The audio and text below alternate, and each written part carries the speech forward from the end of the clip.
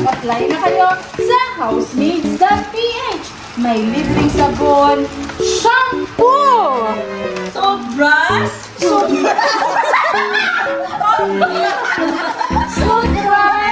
Housemates Philippines vlog number 52.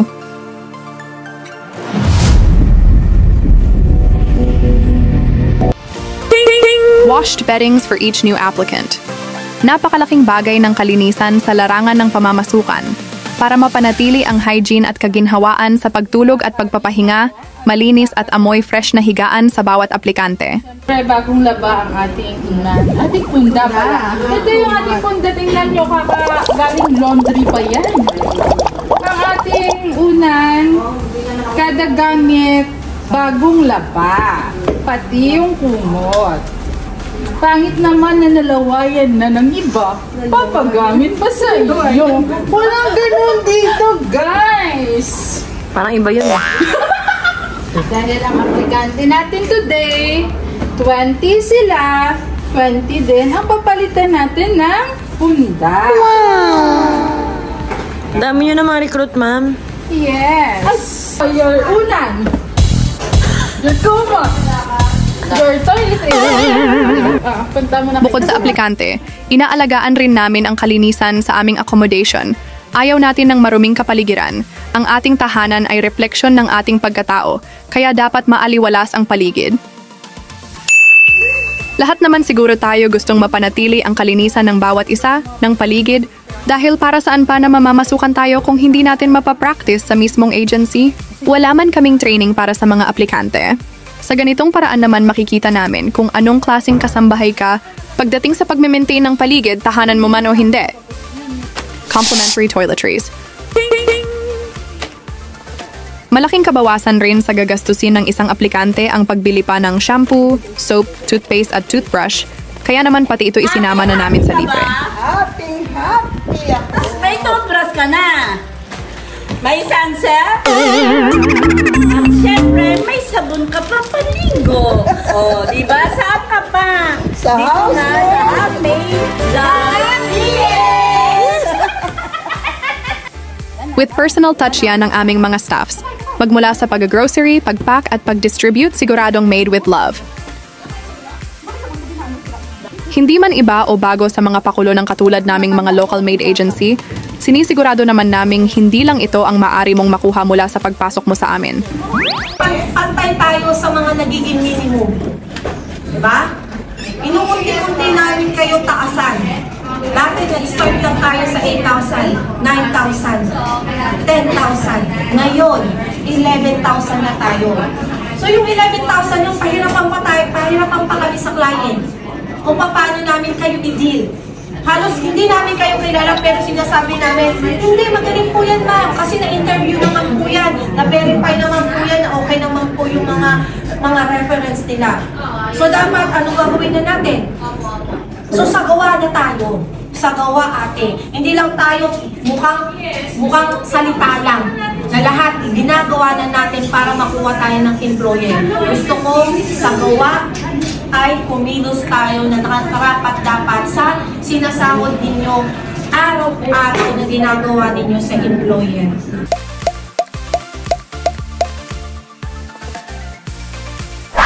With the team effort, sinikap naming itaas ang sahod ng mga kasambahay para naman kahit papaano ay may extra, maliit man ngunit malaking bagay ito sa mga nangangailangan. Kami rin ang kauna-unahang agency na naglakas loob na mag-offer ng mas mataas na sahod sa mga kasambahay. Gaya nga ng napanood nyo kanina ayon kay Miss Raquel, inuunti-unti namin na taasan ang sahod para pumantay sa minimum wage ang sahod ng bawat aplikante sa aming agency.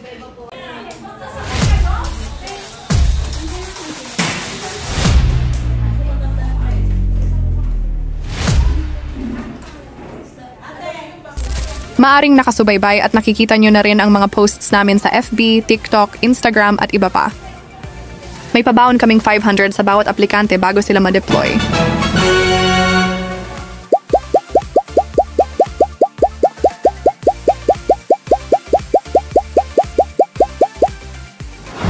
Ang ilan sa kanila ay nakatanggap rin ng 500 dahil sa pagtapos nila ng kontrata. Exactly. Hindi lang bago ma-deploy ang allowance, May another 500 pa kapag natapos mo pa ang kontrata.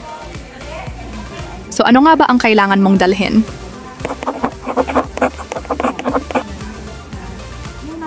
Alin man sa mga ID na kasama sa listahan ay maaari mong i-provide 1 hanggang 2 o kung mas marami ay mas mabuti. Wala na kayong ibang iintindihin dahil lahat ng gastos ay covered na ng agency. Isusubo mo na lang ika nga nila. Kaya naman kung napapanood mo ito hanggang sa part na ito, baka isa ka sa target naming manonood. Ayan. Hello po, ma'am. Age limit po ba? Fast, reliable, easy and secure employment process. Age limit. Calling out all applicants, may experience ka man o wala, sa housemaids.ph pwede ka dito.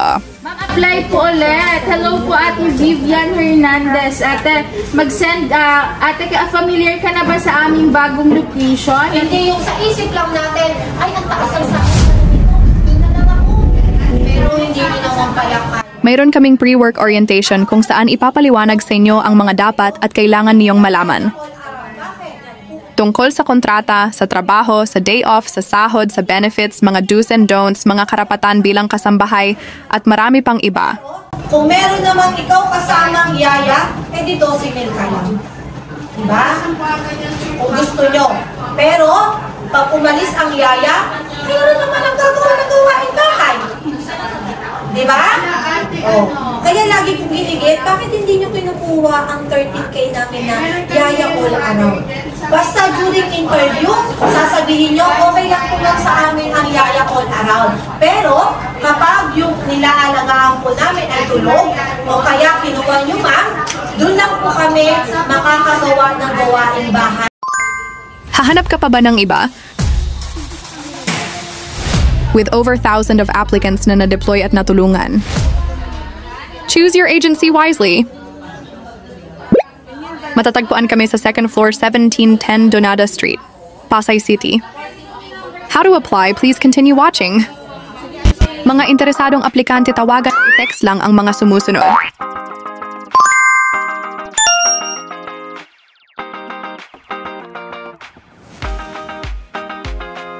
Looking for helpers? Call us.